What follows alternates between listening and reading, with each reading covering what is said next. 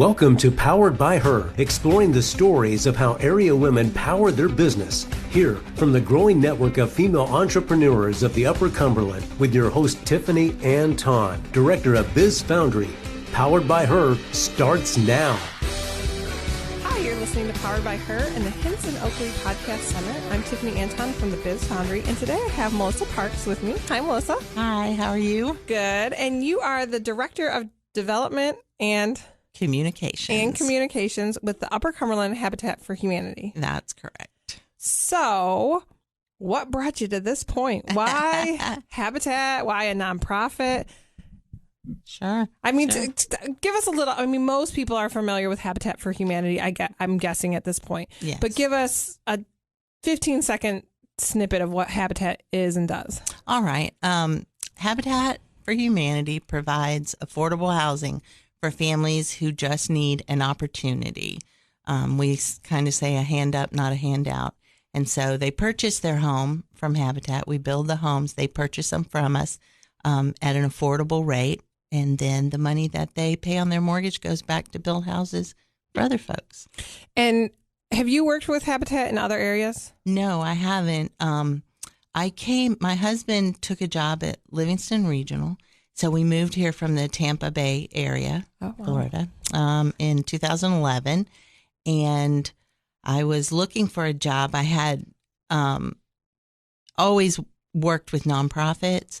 And the last job that I had was the Director of Community Affairs for Volunteers of America of Florida. Okay, so bigger organization. Yeah, bigger organization. Yeah, kind of the big umbrella organization. And then I did community affairs statewide. So when I came up here, I had always done social work. I've been a social worker, worked with homeless veterans, done a lot of social work stuff, and put together programs for those kind of disenfranchised folks, marginalized folks. And so I thought I would get into probably social work up here. But Tennessee does things a little differently. And you have to have a degree in social work to be a social worker. Got it. Where in Florida, if you have a degree in some of the social sciences, psychology or something like that, sociology. So I have a master's degree in organizational management with a focus on nonprofit leadership, but that was really...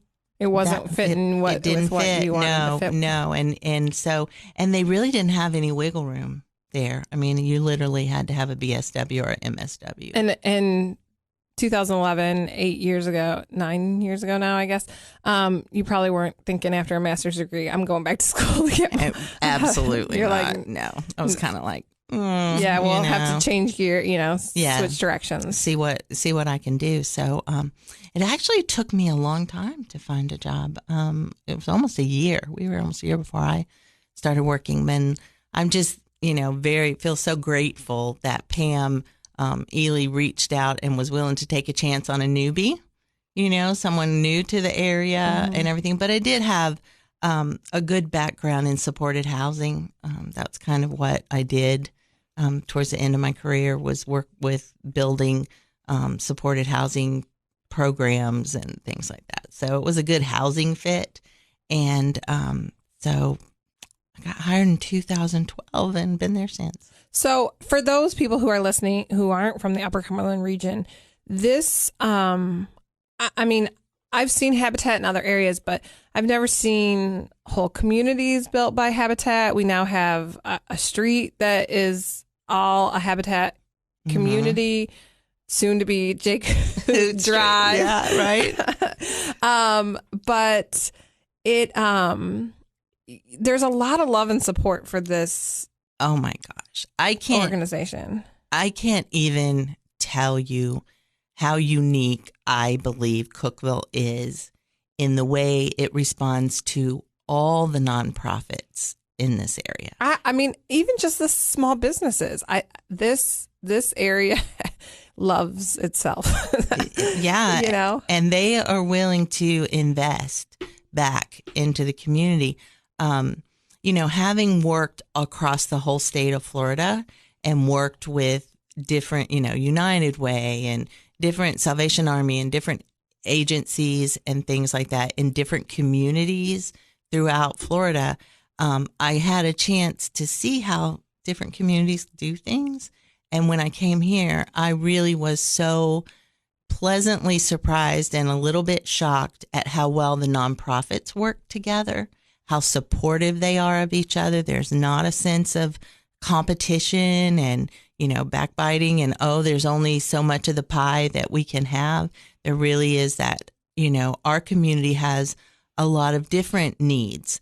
And so we want to support all those different needs. We have kids who have needs, and we have elderly people who have needs, and we have animals that have needs, and businesses. I mean, we're a nonprofit ourselves. Biz Foundry is a nonprofit, and so we're helping to do kind of our part. So take me back to as a kid when little Melissa. What do you want to be when you grow up? What was your answer? My answer was a nurse. A nurse. So you wanted to serve. I wanted to serve and help. I come from a long line of nurses, and all my aunts were nurses, and I tend to really like nurses. I like that personality of being really warm and caring, but a little snarky too. If you know any nurses, you know that they have kind of some dark humor, and they can be, but then again, they're also the one right there, in the midst of the dirt and grime, right, loving and caring. And often it's kind of a thankless job. Absolutely. It's you're not the doctor, but you're, sometimes more knowledgeable or, have better patient skills than the doctors. Yeah. And so what made you change your course? Well, I started pre-nursing at University of South Florida, and at that Please time, don't say it was the math. Don't say it was the math. Oh my gosh. No, it really wasn't the math. They had a very small nursing program, and I didn't get into it. There were like 50 spots and 350 applicants. Wow. And that was before I think everyone realized we were going to have this horrible nursing shortage and that we should really be expanding.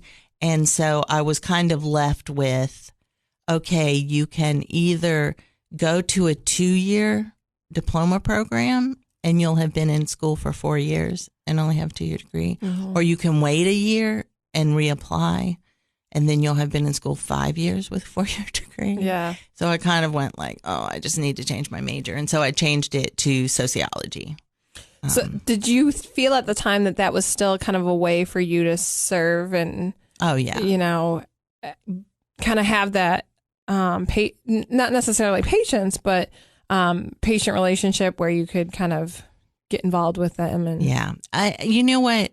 I look back now and I think, thank you, God, I'm so grateful I didn't get into nursing school, because once I had kids, I realized I don't do well with blood. I don't do well with emergencies. Like, it would have been a bad fit. Yeah. But social work and kind of being the voice of people who are ignored by society. If you want to talk to me about homeless people and veterans and PT, I people know I like get on my high horse and can just take off talking about those issues. So yeah, so you were, but it's a cleaner job to still serve the under represented, I guess, if you will. Yeah. If you're just joining us, this is Melissa Parks joining us in the Hinson Oakley Podcast Center. You're listening to Powered by Her. I'm Tiffany Anton, and Melissa is the Director of Development and Communications at the Upper Cumberland Habitat for Humanity.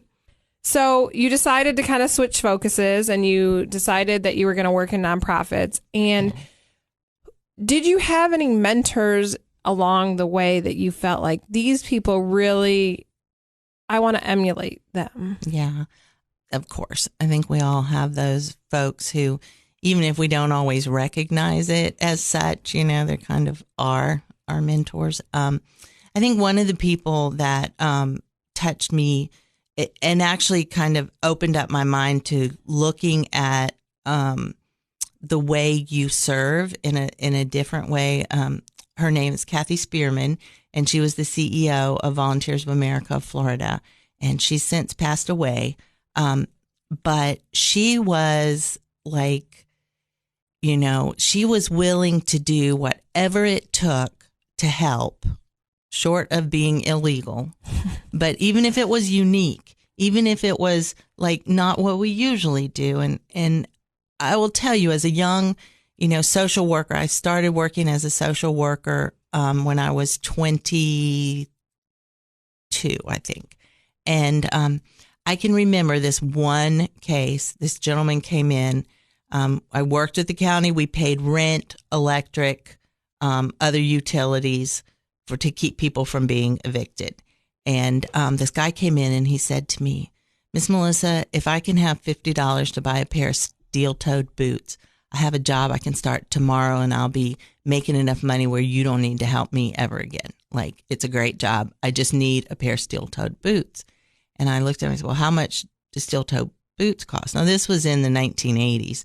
And he said they're about $50. That was a lot of money at that time. And so I went to my boss and I told him, and they said, sorry, we don't pay for steel-toed boots. Now, that's so short-sighted. Right. Like, we're not going to pay $50 to get you a new pair of boots. You can go to work, but we're willing to continue to pay your rent and your utilities and all that stuff for a year. Mm-hmm. And so, I mean, I can remember I got on the phone, called my mother and told her about it. And she said, okay, I'll give you $50. I mean, we got the guy his boots. Yeah. But it was that, like, bureaucracy that just couldn't see past, you know, the thing. Yeah. And so when I started working for Kathy Spearman and she started showing me, like, asking me really hard questions, like, is that all we can do? What else could we do? How could we do that? What if we did that in a different way? And began to say, like, for me to begin to think, okay, like, the way it's been done forever doesn't have to be the way it's done. Which I think is really important in the organization that you're working in now. So, you, like you said, you were kind of a newcomer. You were, Pam took stepped out on a limb for you as not knowing.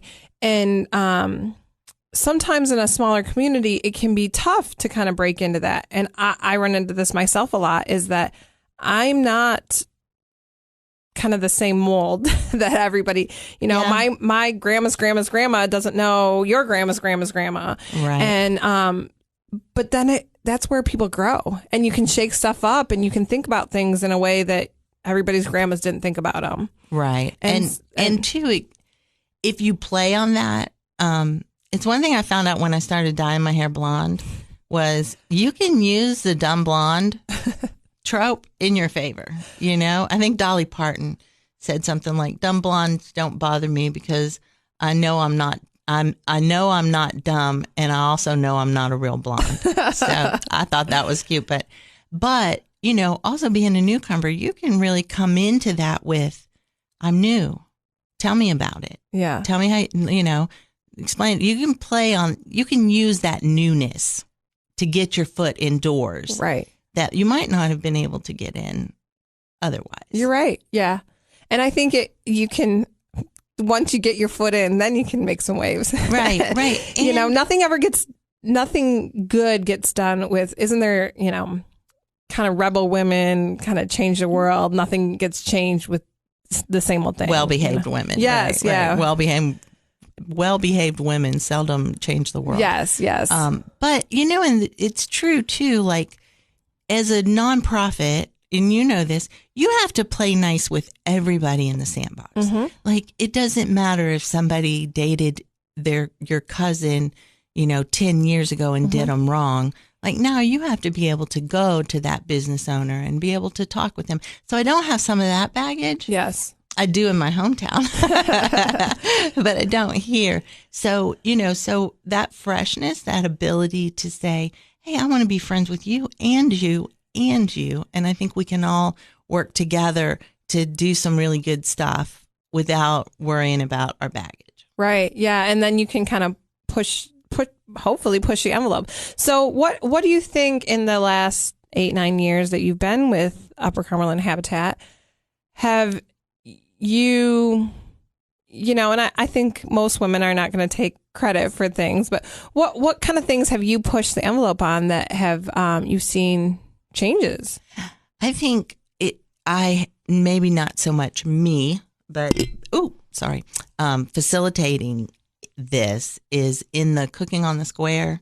So Cooking on the Square, for those that aren't aware, is an event that we do once a year. It's the last Friday in October, and businesses, I don't know, 50, 100? 65. 65 businesses come and cook, whether it's gumbo or chili is not as much, but Creole kind of stuff for the community. And you pay a ticket and you get unlimited food. It's one of my favorite events. It's everybody's favorite event. It's rained the past couple of years and been cold, but people show up, just thousands of people. Yeah. So that's one of your biggest. So go ahead. That's a Habitat fundraiser. Mm-hmm. Sometimes people don't even know that. They think the city puts that on or whatever. But anyway, when I was brought in, at one point I was told, you're going to do Cooking on the Square. Falls under you, makes more sense. And so at the same time, the person who had been the chair of that committee was tired. She'd been doing it for 12 or 15 years, and she was ready to step down. And so Casey Overstreet, who was a previous guest on the show. Okay, Casey. So go look up that podcast. Right, next. You'll know she's a mover and a shaker. She came on with Amanda Wiggin as co-chairs, and just having fresh eyes, just having someone new sit in the chair and look at how it's done, and you realize that how it's always been done is not how you really need to do it, and things that didn't work 10 years ago might work now. Mm-hmm. And we really found that, and we found as we began to kind of push that envelope, and and we had a committee that tended to be younger and tended to use social media in ways that I wasn't really used to, and use texting and all those things and their contacts in a way that was really fresh and effective and new, which I think was just so eye-opening for me, for going like, okay, we need a sponsor. Somebody goes, oh, I know so-and-so. Boom, boom, boom. They text it. Okay, he'll sponsor that.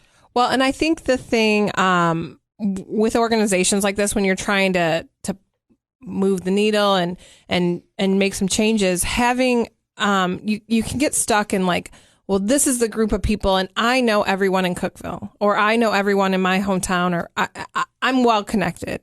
And then you realize there's people that I don't know yet. And then you get somebody new in, and they have a whole nother circle of people and a whole nother circle. And then it's like, oh, wow, we can really reach different groups that we thought we were touching already, that we haven't even skimmed the first layer of. And so that's really, it's kind of nice when you get, new excitement in there. Yeah. And Habitat is celebrating their 25th year this year. 2020 is our 25th anniversary.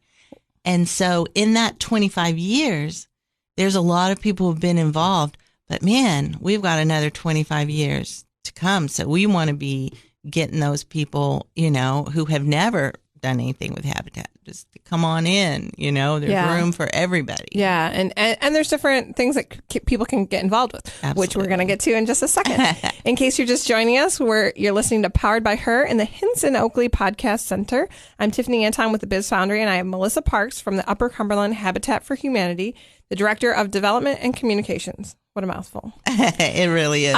So ways that people can be involved. And one big thing that I wanted to talk about with you is the women's build. So Habitat International? Yeah. Habitat International sponsors a women's build, or they partner with Lowe's. Okay. Lowe's gives out, I don't even know how many, but a lot of grants. We're going to be getting a $5,000 grant from Lowe's.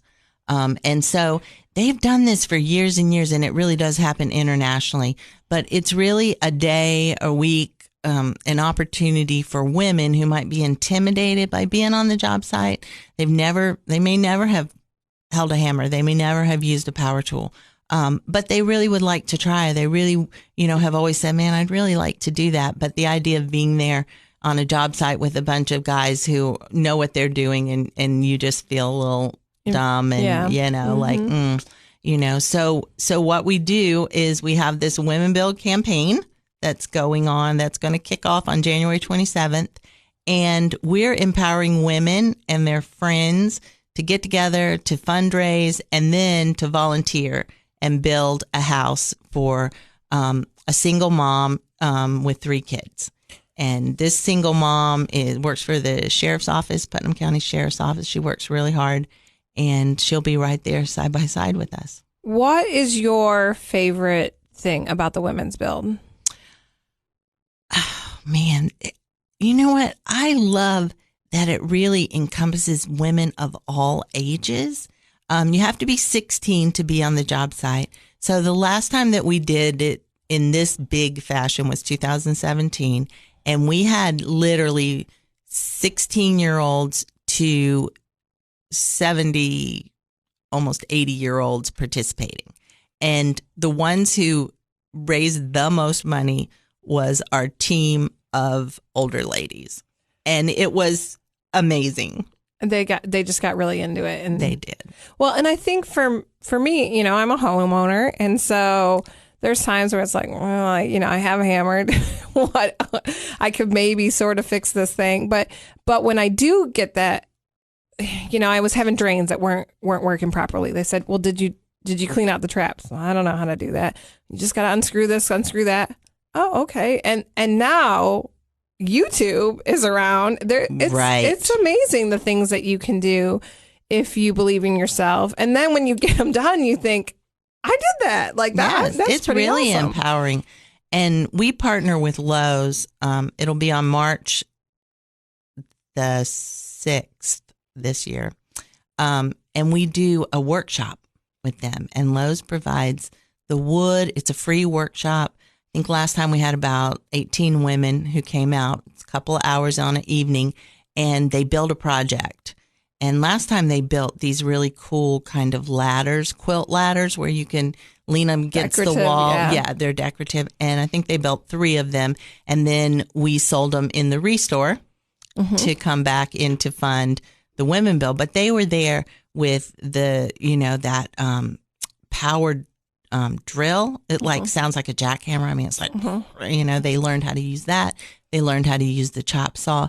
They actually learned how to measure. Sometimes a tape measure is a little intimidating when someone says, I need a 6 3/4 inch piece of wood. And you're like, oh, fractions, but 6 3/4 is really easy to figure out. Yeah. But a lot of people have never even been shown that. Right. That whole hands-on. Well, and I think, that's a whole nother tangent, but I mentioned the math thing earlier. I used to teach high school math, and math phobia is real. It is real. And so people just get real intimidated by numbers and math in general. So yeah, it's true. I'm one. I say all the time, I'm the only development person who doesn't know how to do math. I just let someone else count it. Yeah. Yeah. So what are some difficulties, I guess, with the Women's Build? What are some things that you've seen women struggle with, or that maybe in the future could be changed? I think one of the difficulties is that women tend to want to help. They want to be a part. They want to do things. But so many people find the idea of fundraising intimidating, or they have a negative connotation in their head about fundraising. Let's talk about that for a second, because it's so true. It is. And my viewpoint, the way I look at fundraising, because I'm in a nonprofit, I got to do it a lot.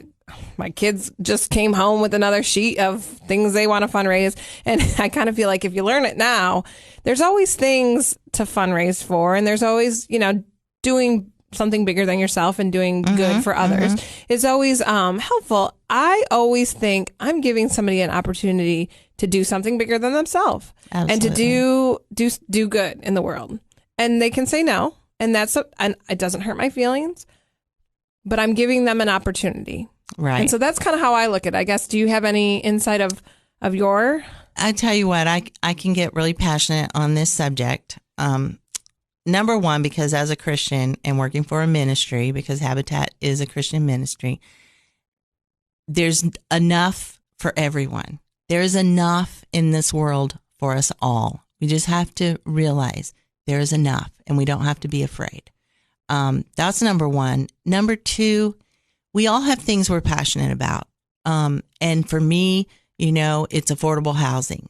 And for you, it might be animals. It might be the ocean, cleaning the ocean. Might be blood drives. Might be blood drives, right? But I say to groups all the time, but you don't get to do nothing. You have to do something. It's the rent you pay for living on this earth. And so if you're not passionate about my thing, that's cool. Say no. But you got to figure out what it is you love and then embrace that and be a part of that and support that. Yeah. Because we can't all support everything. Some people try. I know. And we try to help people set boundaries, but for someone else's nonprofit, not for mine, Tiffany. So, but truly that idea that I am inviting you to be part of something that really gets me excited. Yeah. And part of something that has changed my life, has impacted the way I look at the world, has done things in our community that are nothing but great things. And so when people never use those words like twist an arm or beg, like those words need to be taken out of your vocabulary. And thought process too, because even if you're not saying them, if you're putting that negativity into your brain and into your thought process, it's going to come across to other people. Right. And, Clarence Jordan is a pastor who had the first idea about Habitat. Millard Fuller actually started it, but Clarence Jordan wrote this manifesto, a letter, and in it he said, what the poor need are co-workers, not caseworkers. And what the wealthy need is an honorable way to divest themselves of their excess.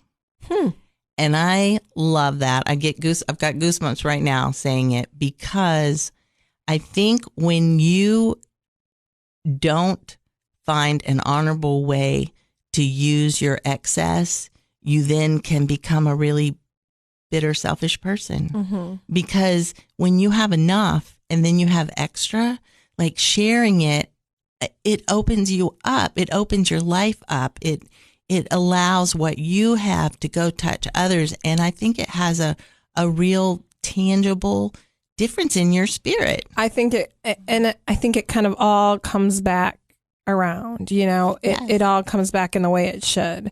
And so, I don't think you'll ever feel bad for giving. No. And I'm not just saying giving financially. I'm giving time. My first interaction really with Habitat was that I got to go make bowls. Right. I was going back to that. my roots of, high school ceramics class, and I got to throw bowls.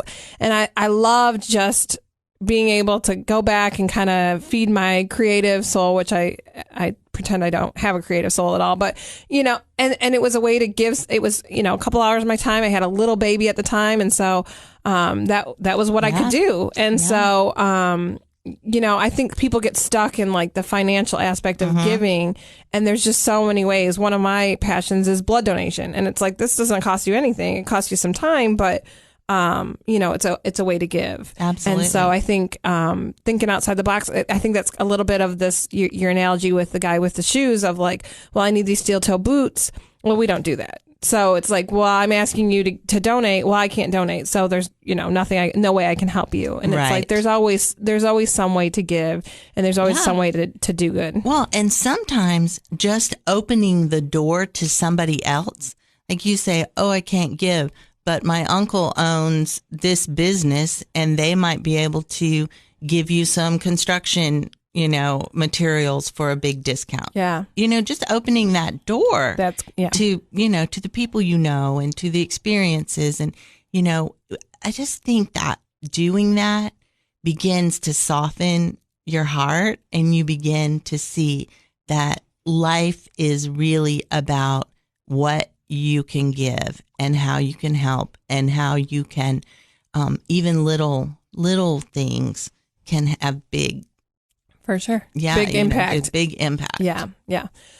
Well, So how can people, to shameless plug from my end, I do have a Powered by Her women's build team. Yes. So it's made of the women that have been guests on the podcast so far. So we're 10 strong right now. Hopefully Awesome. we'll get a few more. But how can people donate if they want to donate or join a team or register their own team? If you want to donate to the Powered by Her team. That's right. That's right. But if you will go to www.uchabitat.org, when that landing page, the middle tab says Women Build 2020. Click on that tab and it'll tell you all about Women Build. It'll show what you need to do to you can go to register the your page. own team. You can register as an individual. You can click on the Powered by Her logo and get the give Powered to by Her. them. Yeah. So if we would love to have you be a part of it. Or you can give me a call and I can help you with all of that. There you stuff. go. And Melissa Parks at Habitat for Humanity, Upper Cumberland Habitat for Humanity. Any other ways? Are you guys you're on social media? Facebook. We have a Women Build Facebook page, but we also just have the Upper Cumberland Habitat Facebook page. We have Instagram. Are you on LinkedIn? I Melissa? am on LinkedIn. as a Okay, so matter of people fact. can connect with you on LinkedIn if they want to find you there. Any other last parting words? I think that I just want to say, how grateful I am to this community and how grateful I am to the women who came to those 3 luncheons that we held to talk about Women Build. We had almost 90 women show up and come and want to learn more. And I just feel like this community is full of people who have big hearts, and I'm so grateful. Yeah. Well, thank you for coming on our show. You've listened to Powered by Her in the Hinton Oakley Podcast Center. Thanks for listening. You've been listening to Powered by Her. Download your favorites and keep up with new episodes in the Hints and Oakley Podcast Center.